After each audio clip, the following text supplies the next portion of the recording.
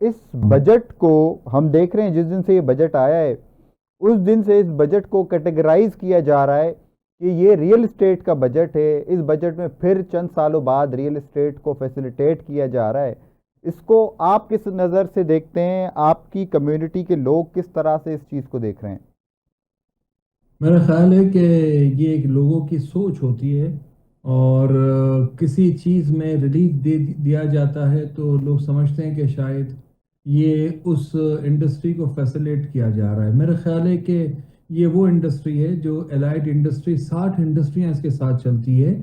और घरों की शॉर्टफॉल जो होती है, जो घर हमारे पाकिस्तान में शॉर्टफॉल है, वो ऑलरेडी ये इंडस्ट्री उसको पूरा करने की कोशिश करती है, आधा टारगेट अचीव करती है। और जॉब क्रिएशन होता है इससे, और टोटल जीडीपी इकोनॉमी मूव होती है अगर ये इंडस्ट्री चलती है तो। बेसिकली 3 साल से ये इंडस्ट्री बिल्कुल फ्रीज थी। 3.5 साल हो गए, और जब से ये पॉलिसीज हुई थी, इंटरेस्ट रेट और डॉलर का जो अप एंड डाउन इतना था, और जो जीडीपी की कंडीशंस थी, इंपोर्ट बंद हो गई थी हमारे जितने भी मटेरियल थे। तो लास्ट ईयर हम बैठे थे गवर्नमेंट के साथ, और गवर्नमेंट ने कहा कि पता नहीं, और आईएमएफ की तरफ से भी था कि इस इंडस्ट्री में ब्लैक मनी पार्क होती है, और जिस तरीके से उनकी एक सोच थी इसके अगेंस्ट, तो उन्होंने ड्यूटीज लगाई लास्ट ईयर भी इसी गवर्नमेंट ने, और इसके बाद पिछले साल भी। तो 14% सिर्फ ट्रांसफर ऑफ द प्रॉपर्टी आपने कॉस्ट कर दी थी। और इसके अलावा 50% टैक्स कर दिया था। अगर मैं अर्निंग करता हूँ 100 रुपए, तो मुझे 50 रुपए गवर्नमेंट को ऑल टुगेदर देने थे। तो ये इंडस्ट्री में काम करने वाले लोग बिल्कुल ही खामोश हो गए। जैसे जहाँ इन्वायरमेंट नहीं होगा तो काम नहीं होगा। और गवर्नमेंट ने जो कलेक्शन किया लास्ट ईयर इनका कलेक्शन था, जो कम टैक्स था, जब 4% टैक्स था, तो उस वक्त कलेक्शन 100 रुपए होते थे, और जब आपने 14% टैक्स कर दिया तो आपका कलेक्शन हो गया तकरीबन 40%, मतलब 100 रुपए की जगह 40 रुपए हो गए। तो गवर्नमेंट ने खुद रियलाइज किया कि जब हम कारोबारी रोक देंगे, जब हम काम ही बंद कर देंगे, तो टैक्स कहाँ से कलेक्शन होगा। फिर हमने इनको समझाया कि देखें, इससे जो आम आदमी है उस पर असर पड़ता है। ये एक आम आदमी पे प्राइस ट्रांसफर होती है। आप कोई भी प्राइस आप मुझे देंगे, मैं पब्लिक को पास ऑन करूंगा। तो पब्लिक कहाँ से अफोर्ड करेगी। फिर इन्होंने इस इंडस्ट्री को रियलाइज किया, इसलिए कि जो लार्ज स्केल इंडस्ट्रीज थी हमारी, सीमेंट, स्टील, बाकी सारी इंडस्ट्रीज, वो सब स्लो डाउन हो गई। वो आधी स्टील की फैक्ट्रियां बंद हो गई। सीमेंट की प्रोडक्शन 50%, 40, 50%, 60% पे वर्कआउट करने लगी। तो ये सारी चीज़ें जब आप अपने लोकल इंडस्ट्री को बंद कर दोगे, जब आप शॉर्टफॉल ऑफ हाउसिंग दोगे, तो ये वर्ल्ड बैंक के साथ हम बैठे हैं, हमने उनको भी बताया। और उसके बाद जाके ये कुछ रिलीफ आया है जो पूरा नहीं है। जब तक हमने कहा था फाइनेंशियल इसमें आपको इन्वॉल्वमेंट करना पड़ेगा, बैंकों को, इस इंडस्ट्री को, कि एक आम आदमी को कर्जा मिले कम प्राइस पे, ताकि वो अपना घर ले सके और लोगों को मतलब अपने घर में रहे। अदरवाइज कच्ची आबादी डेवलप होगी, स्लम्स डेवलप होगा, अनप्लान एरिया में लोग रहेंगे। तो ये भी एक बोझ होता है। जिस तरह एजुकेशन में बच्चों को कहते हैं ना कि बच्चे 2 करोड़ बच्चे नहीं पढ़ेंगे तो उसके बाद क्या इफेक्ट आएगा, इसी तरह हाउसिंग में अगर लोग अनप्लान कच्ची आबादी में रहेंगे तो उसका भी बहुत बड़ा इफेक्ट आता है पूरे माशरे पे। और मैं समझता हूँ कि वो लोग जो अफोर्ड नहीं कर सकते, और below the level 43% of the population है, वो सबके लिए प्रॉब्लम है। तो उसको लिए हाउसिंग फाइनेंस बहुत इंपॉर्टेंट है। तो उन्होंने कहा तो है, अभी तक कोई अनाउंसमेंट नहीं किया, पॉलिसी अनाउंस नहीं की। तो ये ज़रूरी होता है। मेरा ये कहना है कि कोई इंडस्ट्री, हर इंडस्ट्री बहुत इंपॉर्टेंट है। पाकिस्तान की सारी इंडस्ट्रियां इंपॉर्टेंट है, वो किसी भी सूबे में हो, किसी भी शहर में हो। और हमें इस लोगों को जो भी टैक्स मतलब कलेक्शन है, और जो भी बजट डिज़ाइन करते हैं, उनको बजट 10 से 15 साल, 20 साल का होना चाहिए। पाकिस्तान 2047 में 100 साल का हो जाएगा। हमें 100 साल पे प्लानिंग करनी चाहिए। 75 78 साल हमने गुजार दिए हैं। तो हमारे पास तो आज भी वही लोग बिलो द लेवल है। तो हमें पाकिस्तान को आगे लेके जाना है। हमें ये सोचना है कि सारी इंडस्ट्रियों को, जो चीज़ें इंपोर्ट हो रही है, वो इंडस्ट्रियां भी पाकिस्तान में लगे। टेक्नोलॉजी पे हम काम करें, माइनिंग पे हम काम कर रहे हैं। कुछ फिगर्स गवर्नमेंट के बेहतर हुए हैं, अच्छे हुए हैं, आपके सामने फिगर्स हैं। फिगर्स जब अच्छे होते हैं, जब भी आपकी रेटिंग अच्छी होती है इंटरनेशनली। तो ये सारी चीज़ों को जब आप मजमुआ देखेंगे, तो है आम आदमी को अभी तक कोई फायदा नहीं हो रहा। इस वक्त तक आम आदमी पे पास ऑन नहीं हुआ, लेकिन जब इकोनॉमी और ग्रोथ बढ़ेगी तो आम आदमी पे ये चीजें जाएंगी। तो ये इंपॉर्टेंट है। मैं समझता हूँ कि हमें मिल के सबको ये सोचना चाहिए कि पॉजिटिव क्या है। इसी गवर्नमेंट ने टैक्स लगाया था और इसी गवर्नमेंट ने टैक्स कम किया। जब कलेक्शन नहीं होगा तो उनको टैक्स कम करना पड़ा। हमें कोई उन्होंने कोई बेनिफिट नहीं दिया है। हमारी बात समझे हैं कि कलेक्शन नहीं हो रहा। अब कलेक्शन नहीं होगा तो डेफिनेटली आपको दूसरा ऑप्शन लेना पड़ेगा।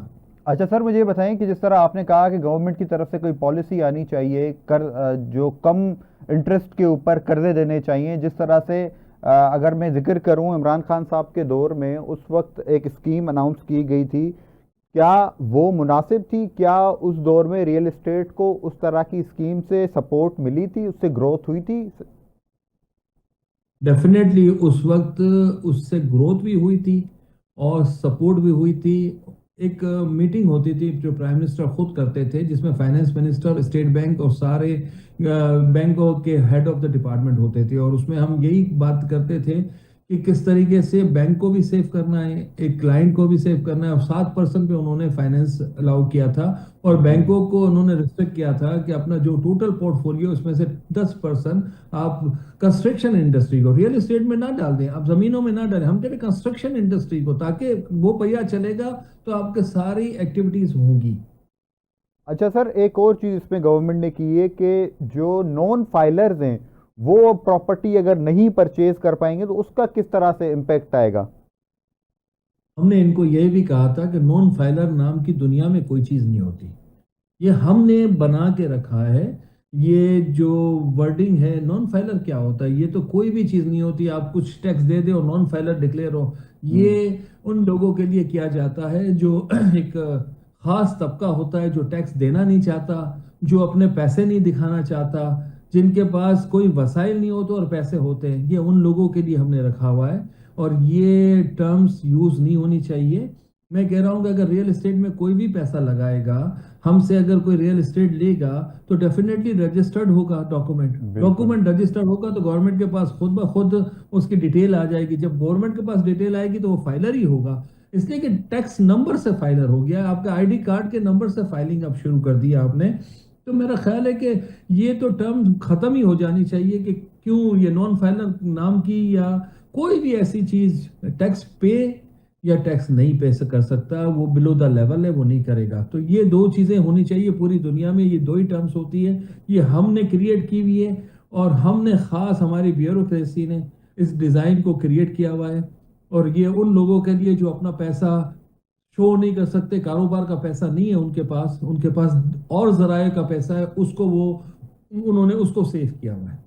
अच्छा सर, जिस तरह इस वक्त आपने भी कहा कि कुछ हद तक जो है रिलीफ अनाउंस किया है गवर्नमेंट ने, लेकिन ये मुकम्मल रिलीफ नहीं है, तो जो आने वाला एक साल है क्या वो काफ़ी होगा रियल इस्टेट सेक्टर के को रिवाइव करने के लिए? जिस तरह आपने भी जिक्र किया, पिछले 2-3 साल बहुत बुरे रहे हैं रियल इस्टेट सेक्टर के लिए, इन्वेस्टर्स के लिए, या जो लोग अपने इवन घर खरीदना चाहते हैं उनके लिए बहुत मुश्किलात पैदा हो गई हैं। कई लोगों ने जिन्होंने इन्वेस्टमेंट्स की हुई थी उनको डिलीवरीज नहीं मिली, उनको फ्लैट्स नहीं मिल पाए, बिल्डर्स कंस्ट्रक्ट नहीं कर पाए, मुख्तलिफ चीज़ें उसमें। तो डू यू थिंक कि अगला एक साल बेहतरी की जानिब होगा? और अगर ये पॉलिसी कंसिस्टेंसी रहती है तो ओवरऑल रियल एस्टेट सेक्टर कितना टाइम लगेगा चीज़ों को वापस उस पॉइंट के ऊपर, उस पेस के ऊपर आने में?